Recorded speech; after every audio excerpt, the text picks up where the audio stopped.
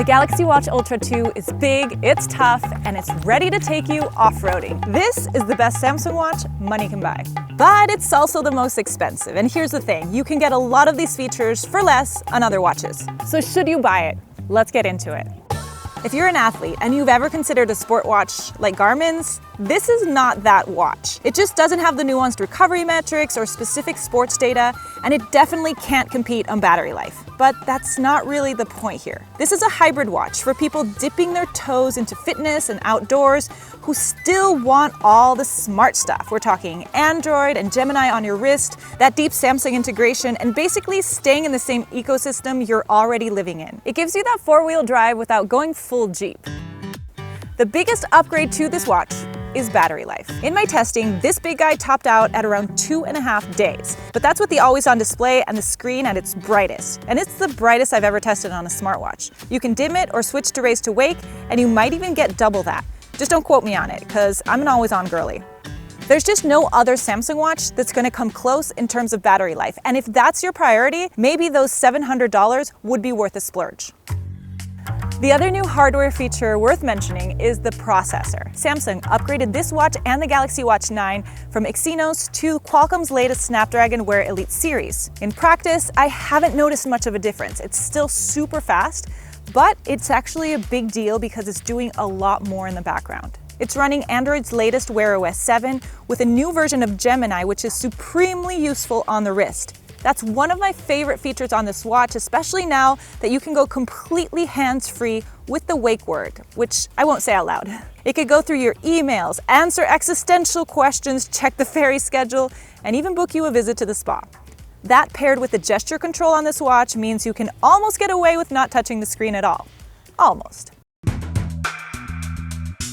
You have to look very closely to spot the differences between this watch and the first generation Ultra. However, there are a few worth mentioning. It's definitely slimmer and lighter, while the screen has gotten a little bit larger, which means just better optimization of space. And for a watch this size, any bit of weight loss is my gain since I already have a hard time wearing it, especially in bed. My threshold for what I wear on my wrists is very low, and this one just doesn't meet it. The bands are also more comfortable and sit closer to your skin for better contact, which Samsung says improves accuracy, and I can attest. It's got the same 3-button array with that menu, the select, and that programmable third button that you can set for quickly launching workouts, or set it as a flashlight, which is extremely bright, because the screen on this watch is next level, especially helpful when you're hitting the trails under intense sun, which I did. It's got a new trail running feature that lets you load maps of your routes for turn-by-turn navigation. In 125 feet, turn right. Gives you climb and elevation data live, and even reminds you to hydrate. Drink water. Look, it's not perfect, but I really enjoyed this feature because I love trail running and I do a lot of it. If you don't, however, it's not reason enough to get this watch. It's just a plus. The biggest problem with this feature, and hopefully it's a temporary one, is that loading trails on the watch is a pain. In theory, you should be able to search for any trail on your phone and just load it on your watch, but right now it's not working. And Samsung says it's coming with a future software update. The workaround is having to load a GPX file on your phone, and if you don't know what that is, or you don't have one preloaded, then it's an added step you don't want to deal with. Once you do get one loaded, however, it does pay off because you can use that same turn-by-turn navigation for other outdoor activities like hiking. The other cool outdoorsy feature that's going to be exclusive to the Ultra 2 is a depth sensor, which is, yes, good for swimming, but more importantly, for scuba diving. But it's not available yet, so I couldn't test it. As for health features, there are many. Samsung updated the health app, and it's a lot easier to navigate and find the metrics you need. I like that the cycle tracking now shows temperature variations right within the same interface.